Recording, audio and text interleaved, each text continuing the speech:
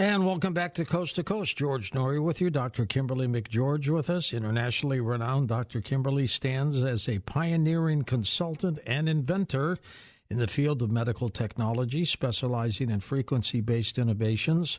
Her extraordinary ability to weave optimal timelines through conversation and her very unique frequency resonance are catalysts for radical shifts in your reality. With a groundbreaking process, she infuses frequencies into various mediums, even images. Among her most sought-after services is the use of advanced technology to scan all aspects of your life, including the beliefs and programming that may be impeding your pursuit of your deepest desires. Dr. Kimberly McGeorge was last with me about a year ago. Kimberly, welcome back. Thank you so much. How have you been? I have been wonderful. How have you been, George? Good. How did you get started in all this? It's a blessing and a curse. So, when I was middle-aged and a single mother of, 4 children, I wasn't doing very well in my health, and I discovered biofeedback. And thanks to the advances in technology, now we can hold, quantum technology and biofeedback in the palm of our hand and our tablets and our cell phones. And so I started experimenting with the programming of the software and just kind of applying it differently than anyone had up till now. And because I am psychic and I worked in the paranormal field, I kind of went way off into secret space and, like I said, programming and beliefs. And it's just been, kind of evolving since then. As I learn about things, I kind of program it to the back end of the software. And since we're all radio towers, and every single thing we think and feel and all our diseases and our physical body and our emotions all broadcast from us, they've allowed us to have technology now, and it's all able to be read. So like I tell my clients and students, what would you do if you could know anything, past, present, and future, about anyone, anytime, any place? Would you want to know that? And they're like, absolutely. So I call myself the lazy psychic now, George, because I use technology. I love it. Now, that's the blessing. What's the curse? Well, the curse is just being psychic, period. What do you think of the soul, Kimberly? How important is the soul to all of this? Ooh, dug right in there, George. So, bang. Well, I was raised in a religious home. My dad's a pastor. And so it's a given. Everybody has a soul, right? But we have this little thing. I have family that works in the field of human cloning, which introduces a whole new discussion, of course. And I'm sure you've had people on here talking about that, about the soul. And, so what I was brought up to understand, from a religious, base, like what the body is and how it came to be and what the soul is, has been kind of shattered again, kind of through advances in technology and, talking to people who work in it. And now I realize that this is an avatar, and it might have a soul. It might have 100 souls. It might have human discarnates. It might have consciousness groups, and it might be absolutely empty. And I think we can all agree we've met people that seem to be pretty empty these days, And do you agree that when we die, the soul takes off? Oh, absolutely. I mean, as far as, I think there's a lot of movies and TV programs that accurately depict what happens. Again, I was taught that the second you die, you appear in, only 2 places. You appear in heaven or you appear in hell. And now it's interesting because I believe everyone appears next to their body, no matter whether they die a peaceful death or a tragic death. And then we give over so much of our free will to other beings, other philosophies, other people. And now I believe it's absolutely our choice. Guess what? We can decide to stay around for 3 weeks and, support our family. I mean, we've all had pets and people pass, and we're like, gosh, it's like they're still here. I feel their presence. I swear they're still here. And because I can see human discarnates and pets that have passed over, they are often still here, and they deliberately, with their free will, which is amazing and comforting, they choose to stay around us. I think it's absolutely wonderful that we can make that choice to support our loved ones. When we fall asleep, when we dream, what happens to our soul, to our body? I love that you asked that because it's a perfect follow-up to your previous question. If you want to know what death is, I've come to understand exactly what you just said. We die, in essence, every night because most of us, either by force, consciousness transfer, again, technology that other military and other people are using on us, or by our own, again, soul choices, we leave our body all the time, completely leave our body. And that's just what happens at death. So the fear of death is kind of interesting because we're not taught that we leave our body and we go to other realms, we go to other dimensions, we go to other timelines, we go to other places, and sometimes our body's taken too. Unless we are lucid dreaming, Kimberly, our dreams are like episodes of life that we're part of, that we remember, some of us, but that you don't interject yourself if it's not a lucid dream. Is that a little like dying? I mean, are we just wandering around aimlessly in the death state? You can be. I think it goes back to, so here's, again, a common misconception when I talk to people, and I used to have it too. I thought that we were like, at the time of death, I thought we were radically transformed into someone different, like either perfect or, a new being. But the actual fact is, if I were to pass in the next minute, I'd be mid-sentence exactly. Don't do that. Then I've got 2 hours to fill. No, that would be fun. Maybe I will do that. I'm just kidding. But, it's crazy, though, that, we're actually the exact, same person that we are. And so some people, due to their programming, due to how they were raised or not raised, or educated about death or not educated about death, we get stuck in the fourth dimension, which is where people like my daughters and I, we see, just like Ghost Whisperer shows us, the TV show, we see these hundreds of people of all different, dress and from all different ages and lives still wandering around. My daughter and I just ate at a restaurant downtown Winston-Salem, and it was an old factory. And if you read the reviews of this restaurant, it's so interesting. Everybody's talking about how it has this dead energy and how there's no life to it. But if you went in with your eyes, you wouldn't see any difference, from this place than any other restaurant, nice restaurant in Winston-Salem. But my daughter and I both had spirits standing around us, so we knew why people that couldn't necessarily, see and have the gifts we had, why everybody could still feel, this deadness. So beings do get stuck massively in the fourth dimension because they don't know where to go. Not everybody gets, some people get intercepted. I'm sure you've had people talk about in between life, and a lot of people get intercepted in their innocence because they don't know. They get kidnapped, they get taken, they get deceived, they get conned. But a lot of people, they just leave alone, and they wander around for thousands of years in the fourth dimension, not even really knowing how to get out. It's just really interesting. Kimberly, what kind of entities try to mess with us in our dream or dying state? Oh, my goodness. Well, I guess who doesn't? Of course, I have a now prevalent belief in life outside of this realm, all sorts of ETs. I call this an open source video game. So who can't mess with us in our dying state? Your soul family could positively, come in and assist, as a lot of people do meet loved ones or do meet, soul family that they've been with in previous lives, or as I say, outside of the game. But also, there's some of us are powerful and amazing and old souls, and there's many races that would love to literally kidnap us or borrow us or take us and then use us for their own purposes. So it's kind of like who doesn't mess with us. I mean, it can be, the Dracos. It could be many negative ET groups. It could be federations that want us, for military operations because we've done military operations in the past.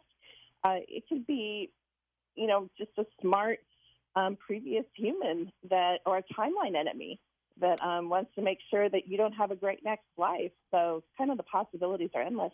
What would you say your specialty is? Somebody came to you and said, help me. What's the main thing you help them with?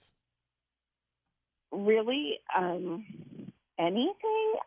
My specialty, just because of my background as a naturopathic doctor, would probably be physical health, but absolutely programming, deprogramming.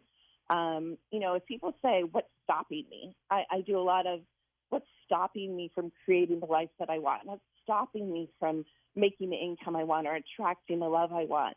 I do a lot of that because it's so cool to be able to, I run myself on the technology too, to get down to the subtle beliefs and programming that are running all the time that do stop us. One of the things I bump into a lot when I scan people is something so common. It's the lack of self-love and self-nurture, the lack of feeling worthy. And so we're able to, once you're aware that these programs are running, you might not consciously be thinking, I am not worthy. But if your subconscious is broadcasting that, then that's going to affect, everybody you come in contact with is going to receive that broadcast, whether they're doing it consciously or not. So, that's kind of my specialty. I'm really good at reading timelines.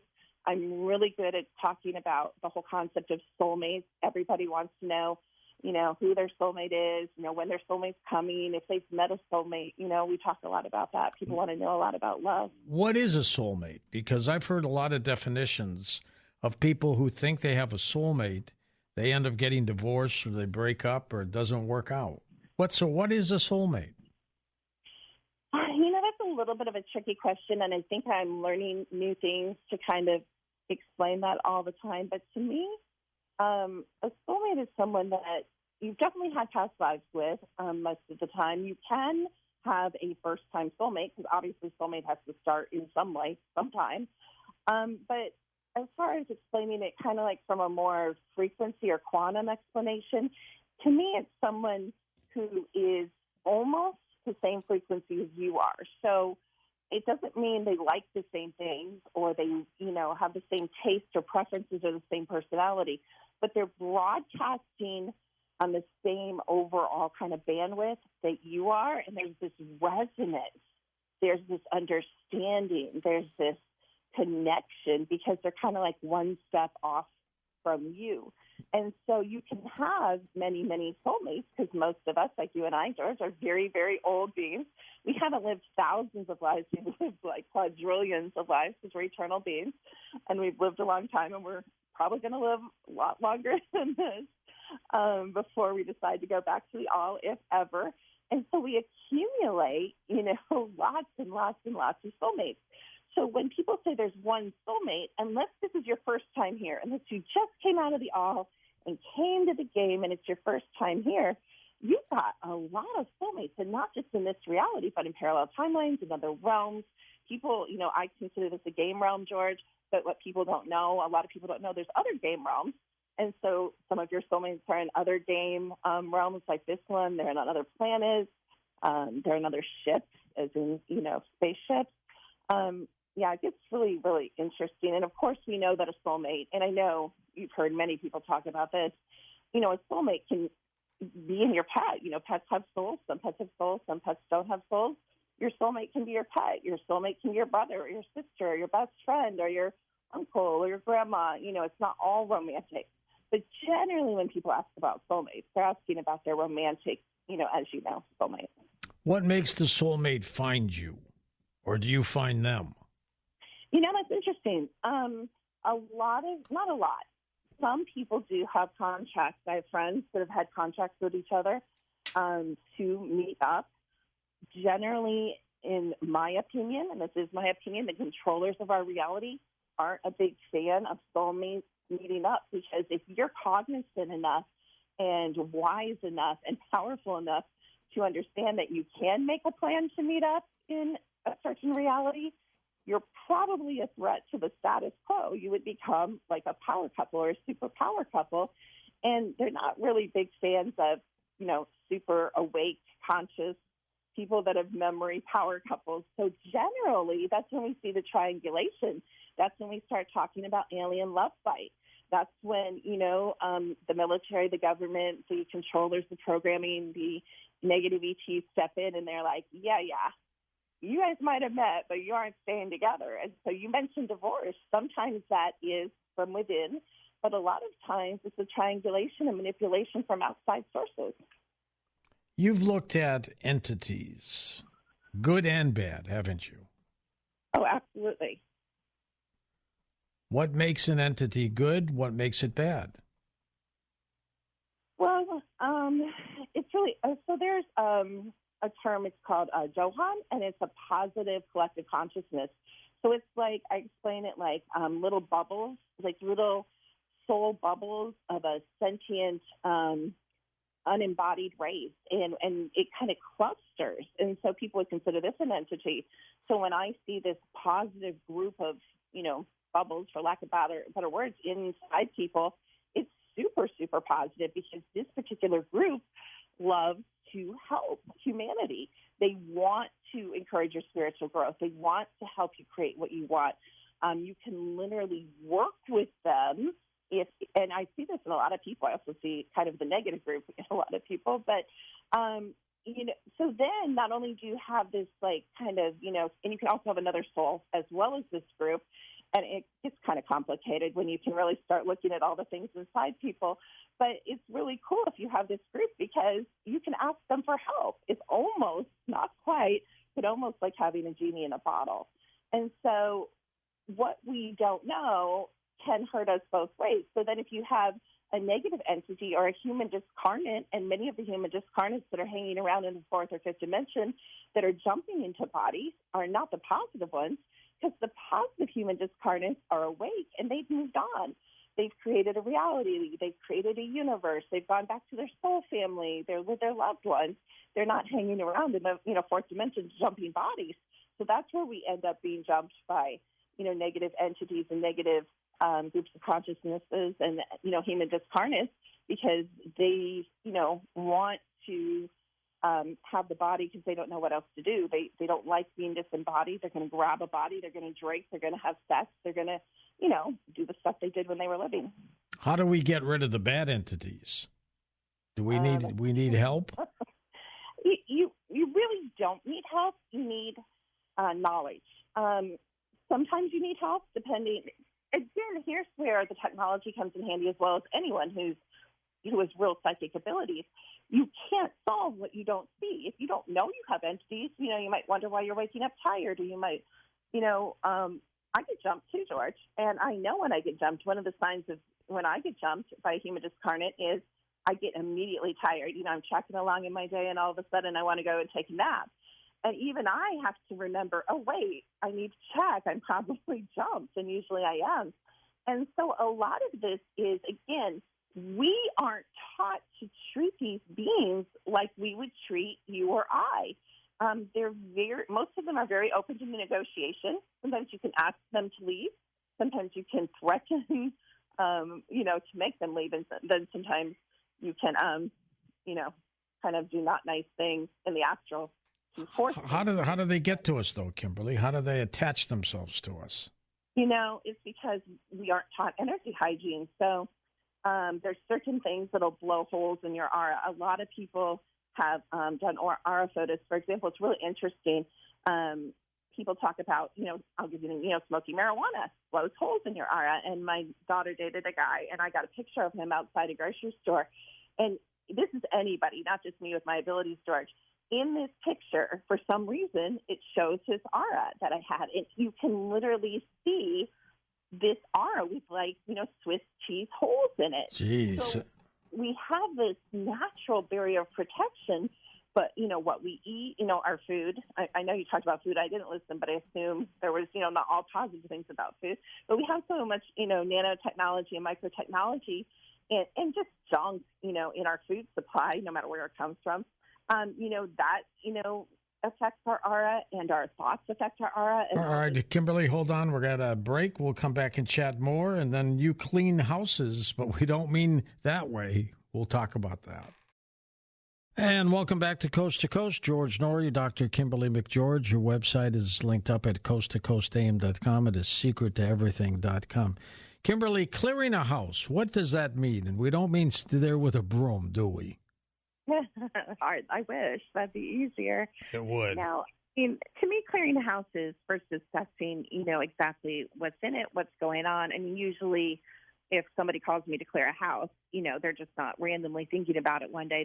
They're really seeing a lot of activity, a lot of prankster activity, a lot of poltergeist activity, or they're actually feeling, weird things or seeing figures by their bed, etc. So basically, both with my own abilities and with the technology, we scan the house, we kind of see what's going on. And one thing we kind of forget, or a lot of people don't talk about, is always include the lands of the house, because sometimes there's like an open portal, that this home or apartment building or condo is built over. And so, we need to look at all the portals, and if they're negative portals, if they're positive portals, if they're neutral portals, what kind of beings are coming through these portals.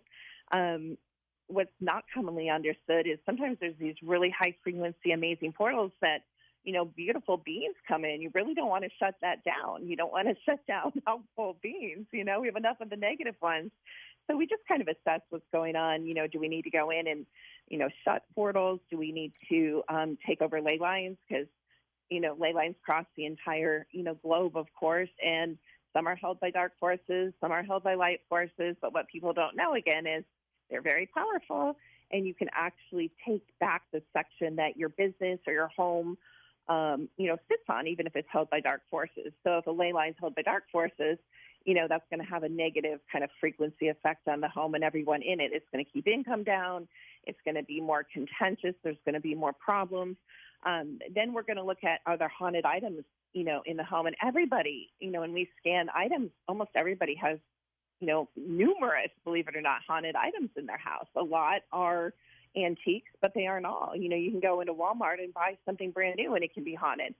So just really interesting. We kind of evaluate everything and then either teach and coach the homeowner, what to do after we clear it. Because here's the problem, and it's a really great business for people like me, because, 6 months later, people are like, wait a minute, you didn't clear my house. I'm having the same problem. No, honey bunny, the stuff comes back if you don't do the things we teach you, So it's a whole big thing, George. How does it happen in the first place? Well, again, so all the dimensions are stacked on top of each other.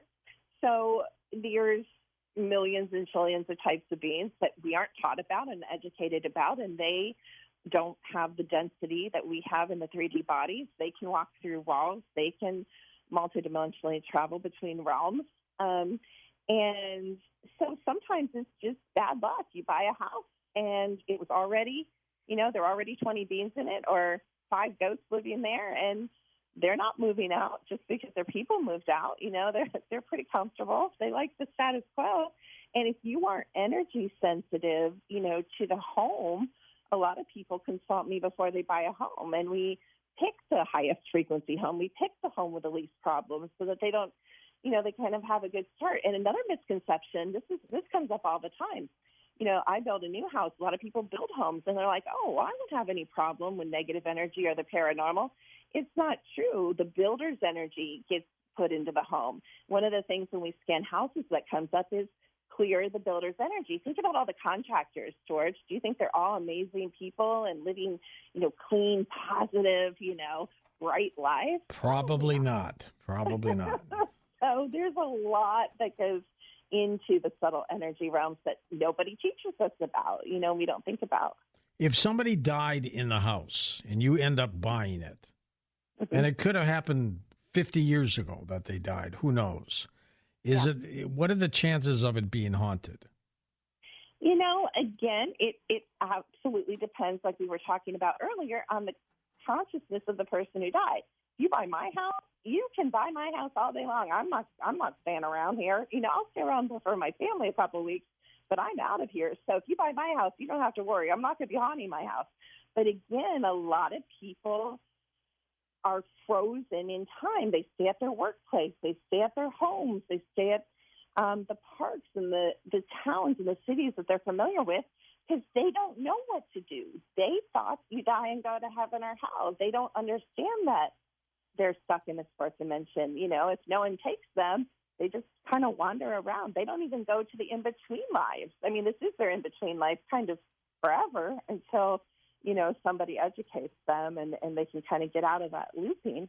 But for sure, when there's tragedy in a home, even if the spirit of the person, even if there's a murder, and even if the murderer's spirit or the victim's spirit isn't there, The problem is all the frequency of that violence gets recorded in layers in the walls. And that's broadcasting. Even if you can't hear the screams or, hear the violence, you can feel the violence. This is also true of any kind of, fighting or abuse that goes on in any home. So it's not just tragedies that affect the energy of a home. It's also daily living. And it can be in prestigious neighborhoods, that there's abuse and violence, of course. And it's not just in lower income areas either.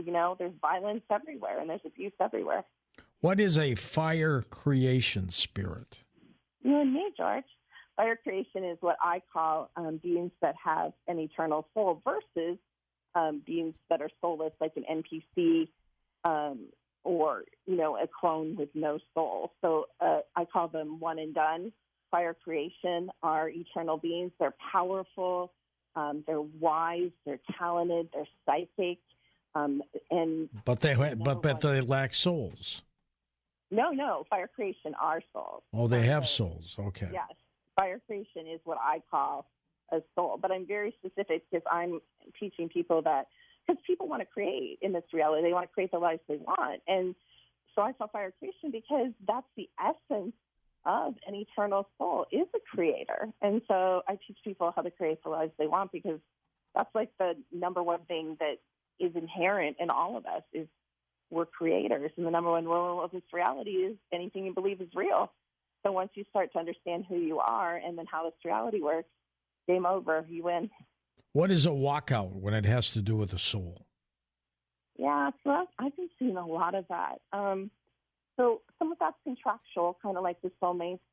Souls agree, I'm going to go in and I'm going to run this body for 10 years or 20 years or 40 years, and then I'm going to walk out, and then a completely different, soul frequency or soul race is going to walk in. Sometimes my daughter went through a really hard pregnancy and almost died, and I thought she had walked out, and a new walk-in had come in because it's a radical shift in personality, like radical. Like there are different people, like they say different things, they have different thoughts, and it happens kind of overnight or over a short period of time. And sometimes we have like an upgraded soul. So I thought my daughter was a walk-in, but when I looked at her, it's just a higher version of her soul, like an oversoul had walked in, and so that's why she changed. So people will kind of upgrade, and different, things in their life will kind of force an upgrade. Sometimes they'll completely walk out. The body will be left empty. Sometimes there'll be multiple walk-in. My son-in-law has walked in and walked out 4 times in the last 3 years. So, and it's so distinct. The personality change is just so crazy distinct. And we're seeing a lot of walk-ins, walk-outs now. And it's just the frequency is completely different. And then when we look at the soul race, it's completely different too. Do you remember the movie Ghost with Whoopi Goldberg? Absolutely. I shouldn't admit that I do. Maybe I should say I don't. But I do. That's an old movie story. She was subjected to walk-ins, spirits that walked into her body to try to communicate with people through her. Does that happen to you? I usually don't allow it. I actually just had an experience where a 27-year-old girl who had hung herself recently appeared to me, and I got to know her. And she, that's a whole big, another long story, but she was hanging out with me a lot. And one day she tried to jump my body, and she got halfway in, and I was like, no, honey, no, we're not doing this. So, yeah, they definitely try. What do they want? Oh, she just wanted to be embodied. She wanted to feel the body again because she had so recently passed. Did she have regrets for what she did? She did not have regrets. This is so interesting. She had absolutely no regrets in killing herself. She was in unbearable emotional, mental, like psychosis type of pain on a multiple level, but she had deep regrets for her fiance and her family. She was really sorry for, hurting them, her friends and her family. But she, death is amazing. Like, if you are suffering in your body, that is, and emotionally and mentally, like, it does bring you that relief, of course, to lose the body. The body causes a lot of suffering, especially for high-frequency souls. That is amazing. It really is. And can it happen to anybody at any time, a walk-in? It can. I generally, it's really interesting because when I look at the soul, I see what I call dying out souls, George. And to me, it looks like a campfire that, you know how you can, a campfire, you can tell like it's going up, like you're feeding it and the flame's going up and it's getting bigger, or, you're letting it go out for the night and you're going to, put water on it and go to bed. I see a lot of souls that are like the campfires that are like kind of smoldering down to ash. And I'm like, oh my gosh, if they don't fire that thing up, they're going to walk out. And actually, before my son-in-law walked out one time, both my daughter and I said, oh, he's going to walk out because that fire, I call it creation fire, that's dying out. Like he's losing like interest in being here, embodied in his body. Those are wild times. Can people email you, Kimberly, through your website? Absolutely. We have a contact form. And they can do support at KimberlyMcGeorge.com. We have really cheap email ratings where they can get a lot of their questions answered, try to make things pretty affordable. Of everything you've done as a psychic medium, what's that one story that you will never forget? I have a lot. I have a lot of stories that I'll never forget.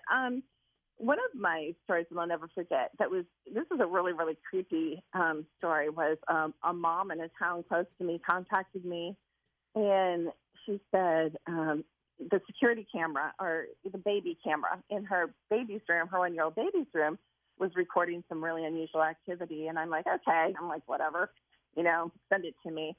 And right on camera, George, there's a being, and it's a dark cloaked being, is approaching this baby every night, having full-on conversations with this baby.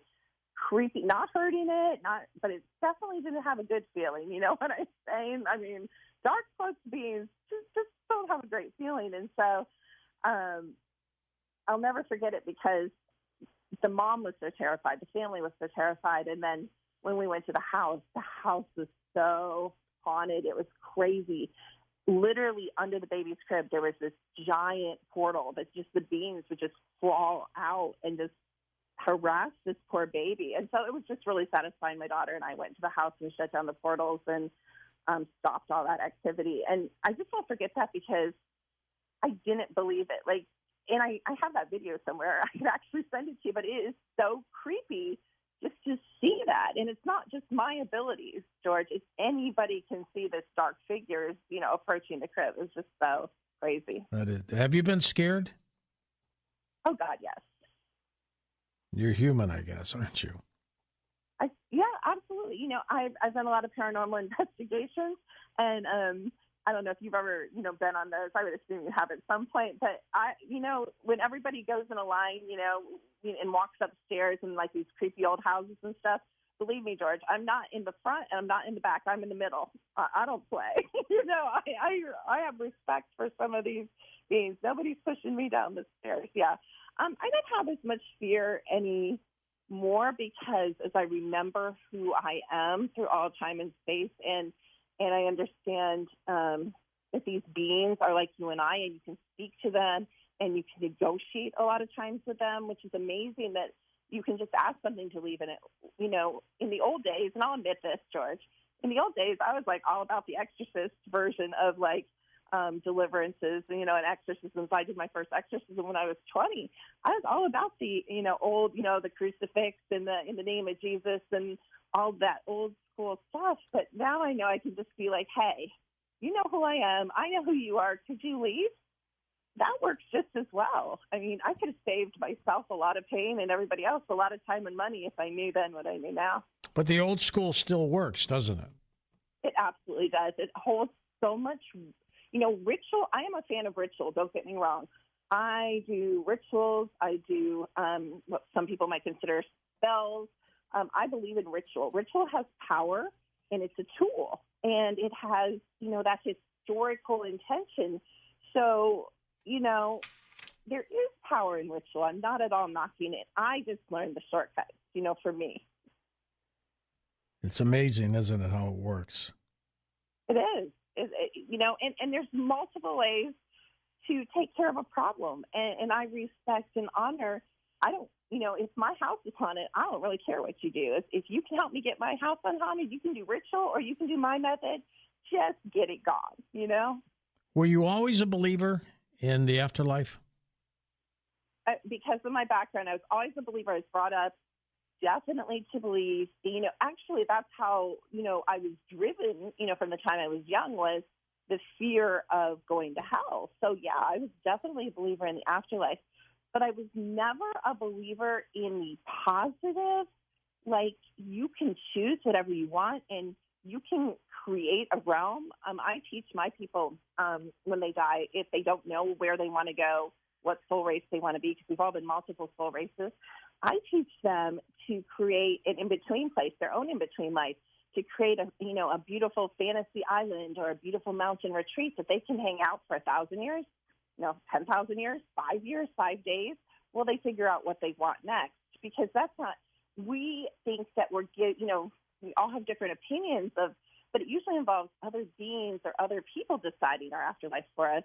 We don't know that when we step out of the body, we can instantly imagine whatever we want, and it appears, All right, we're going to come back and take psychic questions or medium questions with Kimberly. I'll tell you a little bit more when we come back.